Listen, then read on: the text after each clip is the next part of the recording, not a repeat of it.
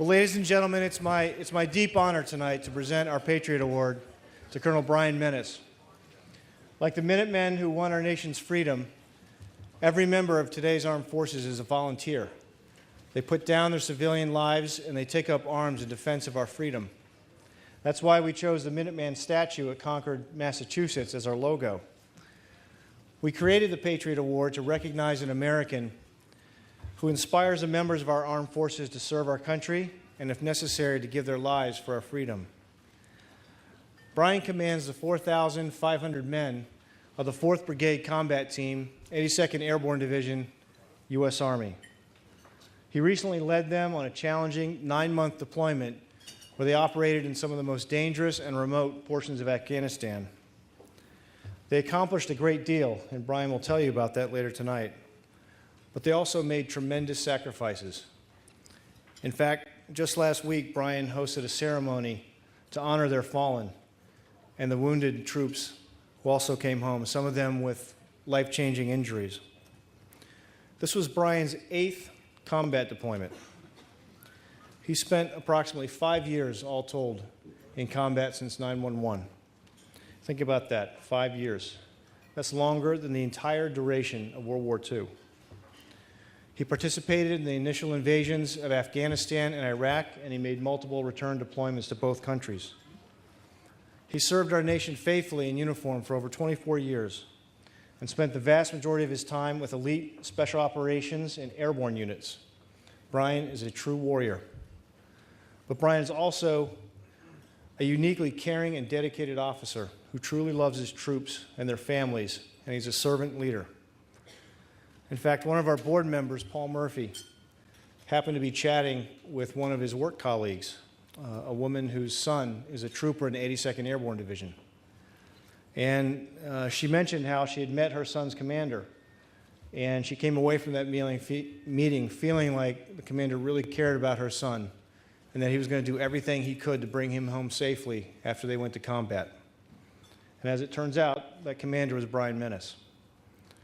Brian, it's a deep honor to present you our Patriot Award tonight. You're a true inspiration to everyone that you touch, and we thank you for your friendship and your wonderful example in our lives. Please join us on stage.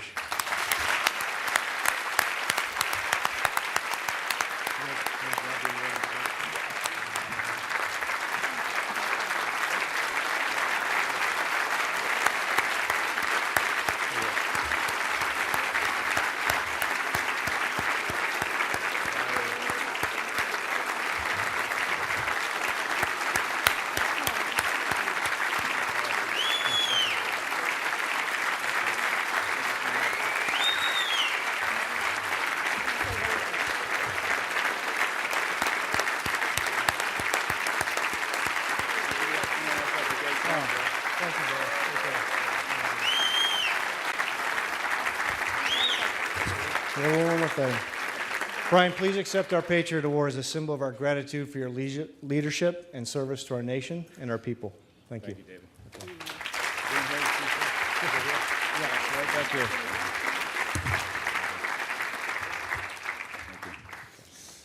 Well, please, really, I'm humbled. You know, following Jack Jacobs, though, I mean, it's almost as difficult as I recognize the challenge we might have, and I'm surely you all understand I'm not David Petraeus, a wicked smart mentor of mine who I have a high regard for. But this sort of is my first opportunity to be understudy, I guess. It was about 7 years ago. I had just been promoted to lieutenant colonel and got an invite from another classmate, a guy named Tim Isako, to speak at the Chapel Hill Academy dinner. It's an alumni dinner that we have, and I was so humbled to have an opportunity to speak to folks. Ran down there, got to Chapel Hill, drove from West Point to take part in this, and I got there, and the signs had said, "Hey, welcome to the dinner with guest speaker Coach Krzyzewski." And so I asked him what happened. He goes, "Hey, Brian, we had Coach K speaking, but he canceled about a week ago." And, we figured you'd be a good stand-in. So, and really, I had a beautiful night with some great people, and, was flattered to speak behind Coach K.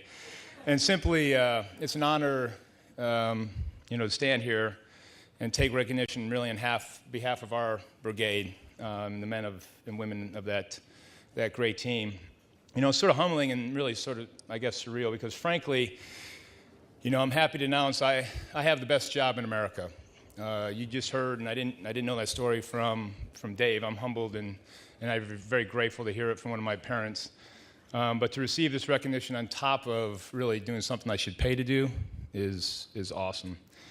There's many people I'd like to recognize. To start, I'd really like to recognize you and people like you, the parents that Dave described remarkably, who entrust their most precious possession to me, to do our bidding wherever they send us. And, it's true patriots like that are the real heroes of this conflict over 12 years. We still have family members, parents and wives sending me young men to defend this nation, which is an incredible testament to how much we have matured since the late 70s, as you recall, or early 70s, where we were angry at the Army, we were angry and we didn't know how to focus it. And so I'm very proud to thank you, because to have those American treasures come to me and be entrusted with that responsibility is awe-inspiring, really. Next, of course, I'd like to thank the troopers of our brigade, many who have deployed for longer than I have. A great representation of that is Major Dan Kearney, who's here, a great family friend who has been in and around service. His father was an exceptional leader, one of my mentors. And Dan, like me, has already been involved in this war since the time he entered as a volunteer after the conflict started. As Dave said, and I'm going to try to, as I talk to everybody around the room, it's very difficult to put in context what we're doing there and how it all works together, particularly as you sit with a group like this who are supporting what we do. Our brigade was stood up in 2006 as the 508th Parachute Infantry Regiment. We were stood back up because the Army was in crisis. In 2006, we rapidly were growing, and we surged to Iraq and then to Afghanistan. This brigade is deployed 3 times in that period, the most deployed brigade, and suffered the loss of 75 of our American heroes. Amputees in the 3 dozen area, men and women who's had their lives permanently changed. And I want to give you a little bit of context to that. I mean, many people know what the Taliban movement was, and it started where I was operating during this last deployment. And it was started because men with weapons were taking advantage of them after the people we supported went back to Kandahar and took control. The Mujahideen warriors had put in place a lifestyle, and I've talked to many of these people, men mostly, since then. Sarah Chase, a national public reporter, did an excellent piece called Punishment of Virtue. It's a great book if you want to learn about that area. And Punishment of Virtue captures what she describes as anybody with any virtue in Afghanistan was punished. And it's very difficult to find men that are more patriotic than self-serving. And that was started there. Mullah Omar, right there with a bunch of mullahs that came forward from Pakistan in the early 90s, had a movement that took place in Zari, where I was located with my troops. And he wanted to take back his country. It was government for the people, by the people. And until you study that, it's very difficult to go forward to counter that, because they have an exceptional cause and they're targeting the exact right people, these poor people that have been abused for 30-plus years. I think they have PTSD, frankly. I do. I mean, it's very difficult. They react very as if they have PTSD. And if you've lived in a combat zone for 25-plus years, you might be the same. And so you go exactly the way the people with guns tell you to go. And that's the story of Afghanistan, at least since the late 70s when the Soviets got involved and tried to put communist rule in that area. Zari is an exceptionally complex terrain. It's characterized by ancient mud buildings and grape rows that are made of mud that are terrifically difficult to deal with and exceptionally awesome if you're a guerrilla fighter and live amongst those people. And the Soviets never ventured into Zari where we were because of the difficulty they had, and each time they tried, they got repulsed. It's also very tactically symbolic. That area that we served in is the heart of the tactical area for Kandahar. And we hadn't been able to secure. When I say secure, is sort of bring forward something that would make a difference. For the last 3 years, we've been fighting in that area. 2 brigades before me, and I was there in 2009 with the Rangers, trying to help some folks there. You couldn't walk out of the places where we lived and slept without getting a full-up gunfight, like you see in TV or your kids play with on their video games. And so the NATO's main effort was to secure Zari, and they sent RBCT to go there. Before we went, we knew we had to be terrifically well-trained at our tactical skills, because how important it would be to protect the guys. But we also realized that we had to outthink people. And this was a little bit nuanced. So we took on a huge education. I called it Fury University. We're the Fury Brigade, where I tried to educate young people on where Afghanistan was and why it was important. And it had terrific response from my paratroopers and made a huge gain in the people that we worked with. And just very briefly, while we were there, underwent 20 kinetic engagements a day. That's 20 firefights a day with my people for the first 6 months until we got this thing under control. Faced 1,600 IED events. 1,600 IED events. A lot of them we found, thankfully, we had the highest find rate in country by far. But when you measure 1,600, that's why you get 23 men that have had their lives changed. But the leaders of that unit, as good as they were, we still lost 16 paratroopers and 10 soldiers for commands that were attached to me. And last week I was graced, I had the honor of having the families join us, all 16 families, eager to come back, even though they've had their ceremonies, they've had their funerals, to meet the paratroopers, the friends, the colleagues that their loved one fought with and served with. Incredibly cathartic for us, for me personally, and for those parents. And I was grateful that they would accept my invitation. We helped get them there and spend time with their families. But certainly, as we carry some incredible guilt for, not being able to satisfy, getting them home, it was awesome. And I was really in awe, really captured by the grace of the families and their willingness to, share with us. Again, back to those parents who sent those people to me, who could come back and thank me for my service.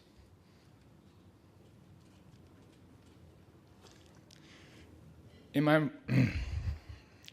memorial remarks, I said that, please.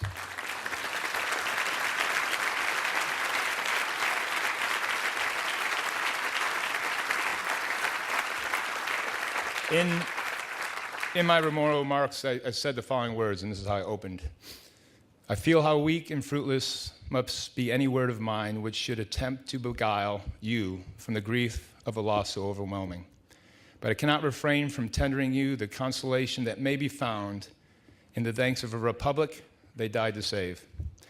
I pray that our Heavenly Father may assuage the anguish of your bereavement and leave you only with the cherished memory of the loved and lost, and the solemn pride that must be yours to have laid so costly a sacrifice upon the altar of freedom. I wish those words were mine. But that passage was taken from a letter written during the Civil War from Abraham Lincoln to Mrs. Bixby, who had lost 5 men, 5 of her loved ones, her sons, in combat. Those words written by Lincoln, describe sacrifice consistent with what our Gold Star mothers and fathers have done for us to secure our freedom. But today it's so indirect when we talk about the sacrifice made on the altar of freedom. It's difficult for our families, our troopers, I'm sure, to equate our national freedom for the sacrifice that we endured in Afghanistan, truly. And on September 11th, as Dave pointed out, I helped plan the initial invasion with JSOC, and we got after it, and it was easy. But about 6 years into it, we realized that the Taliban wasn't going away, and the regional chaos that supported terrorist operations could only be eliminated if we eliminated the instability in that area. So last year in Afghanistan, as we were deciding this task of defeating this enemy, the most insidious enemy collectively in Afghanistan, the theater's most important area, the birthplace of the Taliban, we got after securing her prized city. The Afghan families in that community, as I already talked about, had been without peace for years. Without going into great detail, this organization filled with these gifted paratroopers that I think were touched a little bit by what we were going to try and do meaningfully, accomplish the impossible. They defeated that Taliban in their homeland, and we rooted them out with virtually no collateral damage. So we hurt.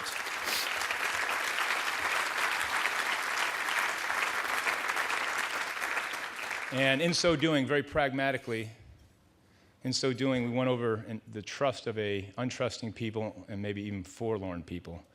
Our commanders were so moved by what we saw, we named our operation, not Death from Above or Fist Strike Thump. We named our operation Righteous Endeavor. Righteous Endeavor. And ladies and gentlemen, in the 12 years I've been involved in the war, I saw no more patriotic or meaningful display of our national values for what our troopers did while they were involved in Afghanistan. They fought for people that could not fight for themselves, and as indirect as it may seem, they helped secure the blessings of liberty we enjoy. Our troopers fought gallantly to protect those who they didn't fully understand, next to people they didn't fully understand. Matter of fact, as we moved into the homeland of the Taliban, I saw we had plenty of Afghan forces, we had plenty of men with weapons, we just weren't working together. And so we stepped forward to create what we called the Unified Command Team, Zari and Maywan. And in that team, we created a synergy that had not been seen before, and I think a model for the rest of the country. Together, we had improved through leadership, good old-fashioned Jim Collins, organizational design, and leadership. Coach Krzyzewski would be proud of my men. He would be. Leading police who 4 months before were a factor of instability, abusing their power because they were young people with guns who were undisciplined. My people motivated the local mullahs to come speak to people with guns to help them be righteous. So by applying those tenets of leadership, we created a synergy that had remarkable results and really, I think, have hope for moving this forward. In fact, I get calls, scares my wife, frankly. I get calls from my Afghan buddies who I served with. It sort of freaks her out. Izzatullah, calls the house. She's like, "You've given Izzatullah your number?" I said, "I have." And so I'm quite convinced he doesn't have reach to 6 DuPont Plaza. But I'm grateful that he calls and gives me updates about what's happening in my community. For I was entrusted really the great responsibility not only to care for my troopers, but the 4,000 A&A I was partnered with, the 3 associated battalions that were working for me, and all the people that lived in those towns were my people. And that's the way we felt about it. Of course, that came as a huge loss, and really, out of respect for everyone, each one of those losses, you're a commander, it just kicks you right in the gut. Certainly need to challenge who you are, what you're doing. Is righteous endeavor the right thing? Are we doing what the fathers and mothers of America would want us to do? And it tested our resolve because we had lost a friend, and parents had lost a brother, or mother had lost a son or a daughter, and our paratroopers had lost a buddy. But I was deeply encouraged that each time my NCOs came back after studying it and renewed our dedication to this righteous endeavor. And each time, we came back and just continued to get after it, caring for our people and caring for the people that we were sent to protect. I main hope that we will achieve what I think is truly a uniquely American and humble goals. So, I ask each of you, with all this, to be, uplifted, despite our national challenges of which way to go, and I certainly appreciate that. People ask me all the time what I think of the war. I certainly have an opinion, but I love that we can talk about it, and there's activities like this and people like you that will continue to support our paratroopers and our soldiers who continue to fight for us.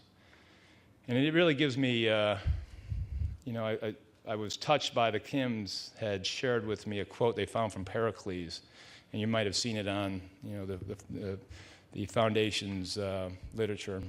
It says, happiness is the fruit of freedom, and freedom is a priceless gift of valor. And for the first time during those 5 deployments of Afghanistan, in the communities late in July and August, I saw Afghans smiling. I know it might seem insignificant, but enjoying themselves around me and my paratroopers, and more significantly around their men with guns. And so I ask you, as I said, to be uplifted by the indomitable spirit that each of our fallen warriors has displayed, pursuing this righteous endeavor and other righteous endeavors that are going on. And remember their selfless commitment. And lastly, I really need to thank you. As although, as I said, I was unable to live up to the trust bestowed upon me by my parents, of my Gold Star families, to bring their loved ones home. I'm grateful to have people like you and people like us who will help me meet my obligation to take care of these heroes' children after the insurance money's run out, after wives have remarried and husbands have moved on, that the legacy of what their husband has done as he laid his sacrifice on this altar of freedom, there'll be something there. So you may be the ones who really uphold my honor. And at the end of the day, show the nation, show our families that the nation appreciates that sacrifice. So again, I'm grateful to be here. I'm clearly not deserving of the accolades presented. I have the greatest job in America, and I have the honor to speak to those family members of my lost and tell them that your son, each time, was doing something honorable, and him and his buddies are continuing to do what they were doing together. So again, thank you for everything. I know we're going to get on with something more uplifting and humorous when Jack gets back up here. But again, I just wanted to put a little context to what I think this means in this current conflict as you continue to try and help the families of our folks who need it. So thank you very much.